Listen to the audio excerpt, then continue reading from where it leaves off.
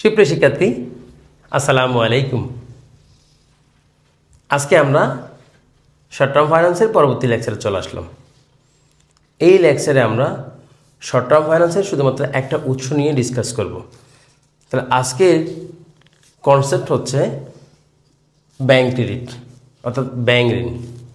তাহলে আমরা প্রথমে জেনে নিই বাণিজ্যিক ব্যাংক কর্তৃক প্রদত্ত জামানতযুক্ত বা জামানতবিহীন ঋণকে ব্যাংক ঋণ বলে। তাহলে বাণিজ্যিক ব্যাংক যেই ঋণ অনুমোদন দেয় সেটাকে আমরা কী বলবো? ব্যাংক ঋণ বলবো। এটি জামানতযুক্ত হতে পারে, এটি জামানতবিহীন হতে পারে। তাহলে এখানে আমাদের শিক্ষার মুখ্য বিষয় হচ্ছে কিভাবে কস্ট অফ ব্যাংক ক্রেডিট নির্ণয় করতে হয়। তাহলে ব্যাংক ক্রেডিটের কস্ট নির্ণয়ের জন্য আমরা 3 ধরনের সূত্র শিখব। আমি আবারও বলছি, ব্যাংক ক্রেডিটের কস্ট নির্ণয়ের জন্য আমরা 3 ধরনের সূত্র শিখব। তার মধ্যে একটা সূত্র হচ্ছে 1 বছরের জন্য, আরেকটা সূত্র হচ্ছে 1 বছরের কম সময়ের জন্য, আরেকটা সূত্র হচ্ছে ইনস্টলমেন্ট বেসিস। তাহলে ব্যাংক ক্রেডিটের কস্ট নির্ণয়ের জন্য 3টে সূত্রের মধ্যে প্রথম যে সূত্র সেটা হচ্ছে 1 বছরের জন্য, আর 1 বছরের জন্য হলে 2টে সূত্র, APR অথবা EIR সমান I divided by P minus CB minus I into 100। এখানে আরও একটা সূত্র আছে, সেটা হচ্ছে I divided by P minus CB into 100।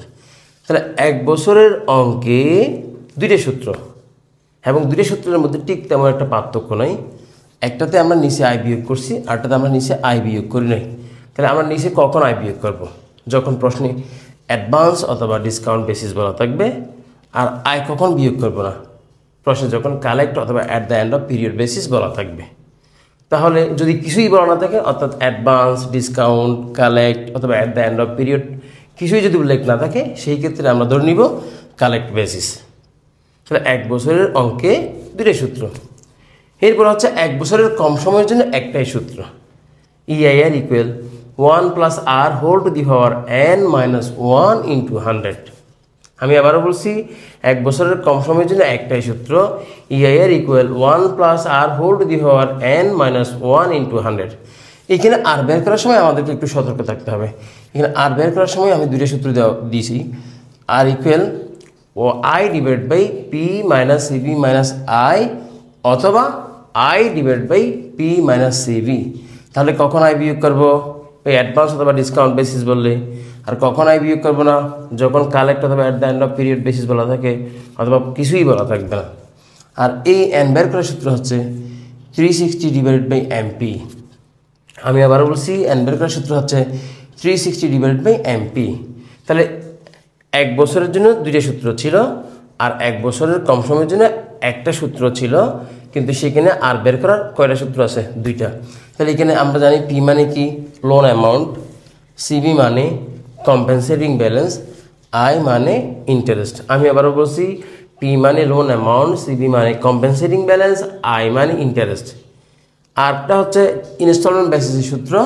তাহলে আমরা দেখি ইনস্টলমেন্ট বেসিসের সূত্র হচ্ছে EIR equal 2PC divided by A into n plus 1 into 100। আমি আবারও বলছি, ইনস্টলমেন্ট বেসিসের সূত্র EIR equal 2PC divided by A into n plus 1 into 100। তাহলে এখানে এক্সপ্লেনেশনগুলো আমাদেরকে ভালো করে খেয়াল করতে হবে। এখানে P মানে number of instalment in a year, 1 বছরে কয়টা কিস্তি সেটার সংখ্যা। আর n মানে total number of instalment, C মানে ইন্টারেস্ট, A মানে লোন অ্যামাউন্ট। তাহলে 1 বছর এবং 1 বছরের কম সময়ের ক্ষেত্রে এক্সপ্লেনেশন ছিল একরকম, আর ইনস্টলমেন্ট বেসিসের ক্ষেত্রে এক্সপ্লেনেশন অন্যরকম। তাহলে আমাদেরকে অঙ্ক করার সময় খুবই কেয়ারফুল থাকতে হবে, এটা কি 1 বছরের অঙ্ক, নাকি 1 বছরের কম সময়ের অঙ্ক, নাকি ইনস্টলমেন্ট বেসিসের অঙ্ক। তাহলে আমরা সূত্র যেহেতু শিখে ফেললাম, এখন প্র্যাকটিস করা যাক। Problem number 1, Mr. Azim has borrowed টাকা 2 lakh from Prime Bank for a year at 12% interest rate with 5% compensating balance requirement। তাহলে আজিম প্রাইম ব্যাংক থেকে 2 লক্ষ টাকা লোন নিছে 1 বছরের জন্য 12% সুদে এবং 5% কম্পেনসেটিং ব্যালেন্সে। Determine EIR assuming that the loan is on discount basis। তাহলে আমাদেরকে EIR বের করতে বলছে কোন বেসিসে? ডিসকাউন্ট বেসিসে। তাহলে আমরা প্রশ্নটাকে একটু অ্যানালাইসিস করি। এটা হচ্ছে ব্যাংক ক্রেডিটের অঙ্ক। আর ব্যাংক ক্রেডিটের অঙ্ক চিনতে হলে আমাদেরকে তিনটে শব্দ মনে রাখলেই হবে, লোন, ল্যান্ড, বড়ো। তাহলে প্রশ্নে যখন লোন, ল্যান্ড, বড়ো লেখা থাকবে তাহলে সেটা হচ্ছে ব্যাংক ক্রেডিটের অঙ্ক। বড়ো লিখে আছে তাহলে ব্যাংক ক্রেডিট। এরপর দেখতে হবে 1 বছর নাকি 1 বছরের কম সময় নাকি ইনস্টলমেন্ট বেসিস, লেখাই আছে এই ইয়ার, তাহলে 1 বছরের অঙ্ক। তাহলে আমরা জানি ব্যাংক ক্রেডিটের অঙ্কে 1 বছরের অঙ্ক হলেই দুটি সূত্র, অ্যাডভান্স অথবা ডিসকাউন্ট বেসিস, আরটা হচ্ছে কালেক্ট অথবা at the end of period basis. তাহলে এখানে প্রশ্নে বলাই আছে ডিসকাউন্ট বেসিস, আর ডিসকাউন্ট বেসিস বলা আছে মানে নিশ্চয়ই অবশ্যই নিচে আই বিয়োগ করবো। তাহলে দেখা যাক, উই নো এপিআর অথবা ইএআর সমান I divided by P minus CB minus I into 100। তাহলে পি মানে লোন অ্যামাউন্ট কত টাকা, 2 লাখ টাকা। আই মানে ইন্টারেস্ট কত টাকা, 2 লাখ টাকার 12%, 24,000 টাকা। আর সিবি মানে কম্পেনসেটিং ব্যালেন্স কতটা, 2 লক্ষ টাকার 5%, 10,000 টাকা। তাহলে পি এর মান পেয়ে গেলাম, সিবি পেয়ে গেলাম, আই পেয়ে গেলাম, মানগুলো বসিয়ে দিলাম, ক্যালকুলেশন করলে আনসার আসবে কত, 14.46%। তাহলে এখানে কি পি মানে কি ছিল, লোন অ্যামাউন্ট, সিবি মানে কম্পেনসেটিং ব্যালেন্স ছিল, আই মানে ইন্টারেস্ট ছিল। আমরা আরও একটা প্রবলেম সলভ করব। Problem number 2, Lubasa Corporation has borrowed টাকা 1 lakh for a year at 10% interest rate with 10% compensating balance requirement. Determine the EIR. তাহলে 1 লক্ষ টাকা লোন নিবে 1 বছরের জন্য 10% সুদে 10% কম্পেনসেটিং ব্যালেন্সে, আমাদের কি EIR বের করতে বলছে। তাহলে এটা ব্যাংক ক্রেডিটের অঙ্ক কেন, যেহেতু বড় লিখে আছে। 1 বছর নাকি তার কম সময় নাকি ইনস্টলমেন্ট বেসিস, অবশ্যই 1 বছর বলা আছে। কোন বেসিস, কোনো বেসিস বলা নাই, তার মানে অবশ্যই কালেক্ট বেসিস হবে। তাহলে উই নো এপিআর অথবা এআর সমান I divided by P minus CB into 100। তাহলে পি হচ্ছে লোন অ্যামাউন্ট কত টাকা, 1 লাখ টাকা। আই হচ্ছে ইন্টারেস্ট কত টাকা, 1 লক্ষ টাকা 10%, 10,000 টাকা। সিবি মানে কম্পেনসেটিং ব্যালেন্স কত, 1 লক্ষ টাকার তাও 10% কত, 10,000। তাহলে পি এর মান বসিয়ে দিলাম, সিবির মান বসিয়ে দিলাম, আই এর মান বসিয়ে দিলাম, ক্যালকুলেশন করলে আনসার আসবে 11.18%। আমরা আরও একটা প্রবলেম সলভ করব। প্রবলেম নাম্বার 3, নিশা কোম্পানি borrowed টাকা 1,20,000 from bank Asia at the rate of 10% interest. তাহলে 1,20,000 টাকা লোন করছে ব্যাংক এশিয়া থেকে 10% সুদে। The bank deducts interest in advance. তাহলে সুদের ক্ষেত্রে অ্যাডভান্স বলা আছে। ফাইন্ড আউট ইআইআর, আমাদেরকে ইআইআর বের করতে বলছে। তাহলে আমরা একটু অ্যানালাইসিস করি। যেহেতু বড় লিখে আছে অবশ্যই ব্যাংক ক্রেডিটের অঙ্ক। এরপর দেখতে হবে 1 বছর নাকি 1 বছরের কম সময় নাকি ইনস্টলমেন্ট বেসিস, কিছুই বলা নাই, বুঝে নিতে হবে 1 বছরের অঙ্ক। আর ইন্টারেস্টের ক্ষেত্রে কি বলা আছে, অ্যাডভান্স বেসিস বলা আছে। তাহলে অবশ্যই সূত্র হবে 1 বছরের অঙ্কে অ্যাডভান্স বেসিস, দ্যাট মিনস নিচে আই বিয়োগ করবো। তাহলে উই নো এপিআর অথবা ইআর সমান I divided by P minus CB minus I into 100। তাহলে এখানে পি হচ্ছে লোন অ্যামাউন্ট কত, 1,20,000 টাকা। আর আই এর মান ইন্টারেস্ট হচ্ছে 1,20,000 টাকা 10%, 12,000 টাকা। সিবি মানে কম্পেনসেটিং ব্যালেন্স প্রশ্নে দেওয়া নাই তাই 0।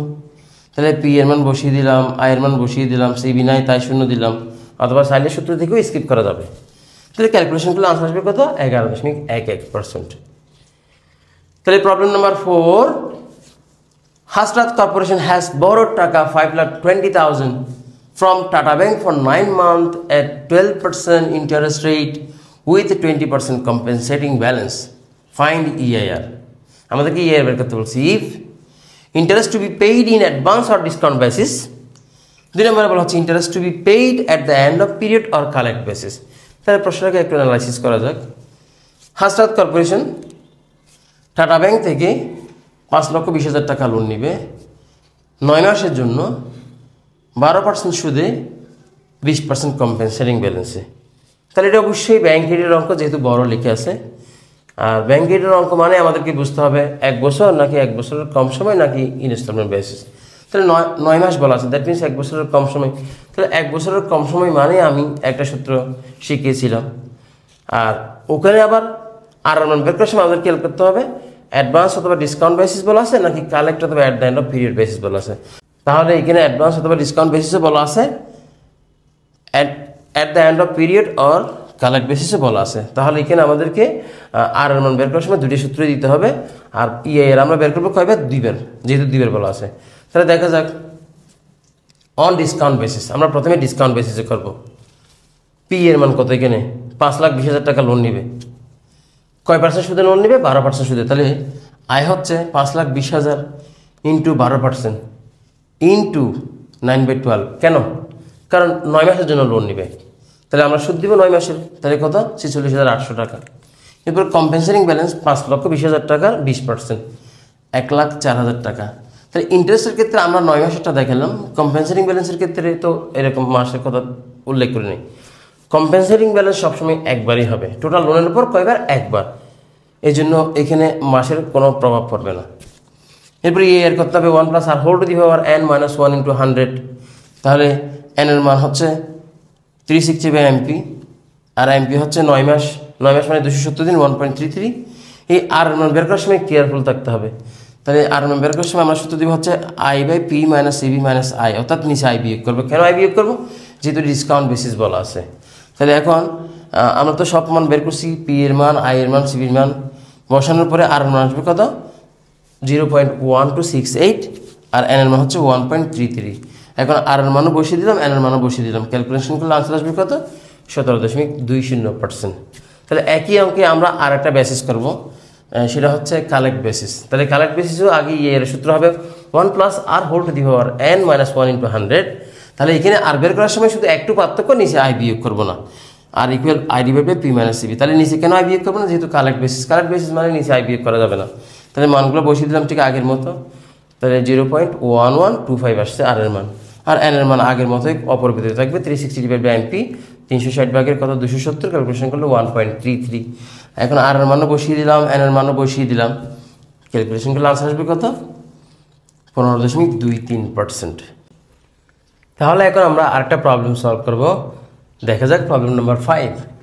Mr. Hassan needs টাকা 1,90,000 as usable fund of which the compensating balance is 5%. Mister হাসানের 1,90,000 টাকা দরকার, অর্থাৎ ইউজেবল ফান্ড, ইউজ করার মতো ফান্ড দরকার 1,90,000 টাকা। কম্পেনসেটিং ব্যালেন্স আছে কত পার্সেন্ট? 5%।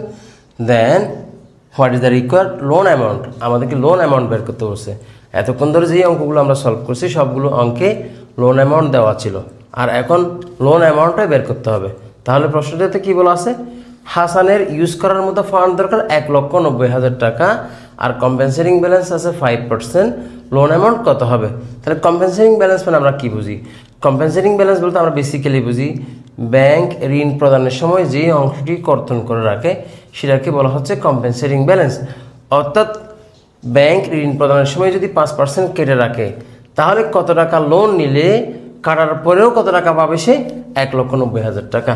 তাহলে আমরা দেখি, we know required loan amount equal usable fund divided by 1 - CB rate. তাহলে ইউজেবল ফান্ড কত? 1,90,000 টাকা, আর 1 - CB রেট, সিবি মানে কি? কম্পেনসেটিং ব্যালেন্সের রেট হচ্ছে 5%, দ্যাট মিনস 0.05। আমরা যদি ক্যালকুলেশন করি তাহলে কত পাবো?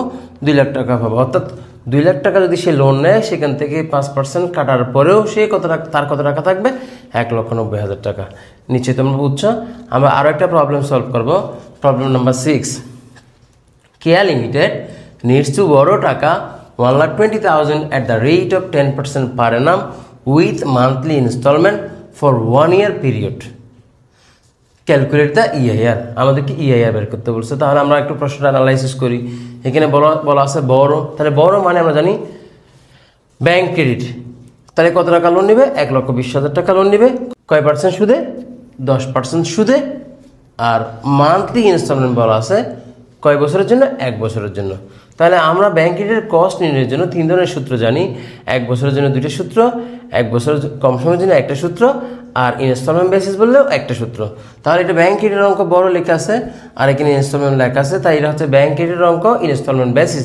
তাহলে ইনস্টলমেন্ট বেসিসের ক্ষেত্রে সূত্র হচ্ছে EIR equal 2PC divided by A into N plus 1 into 100। তাহলে আমরা কি জানি? পি মানে কি জানি? পি মানে জানি number of instalment in a year. তাহলে মান্থ ইনস্টলমেন্ট যেহেতু বলা আছে, তাহলে number of instalment in year কত হবে? অবভিয়াসলি 12 হবে পি এর মান। এরপরে এন হচ্ছে কি? এন হচ্ছে টোটাল নাম্বার অফ ইনস্টলমেন্ট। যেহেতু এটা 1 বছরের অঙ্ক, তাহলে এন এর মানও কত হবে? 12 হবে। একটা বিষয় মনে রাখতে হবে, যদি 1 বছরের অঙ্ক হয় সেই ক্ষেত্রে পি এর মান এবং এন এর মান অবশ্যই কী হবে? একই হবে।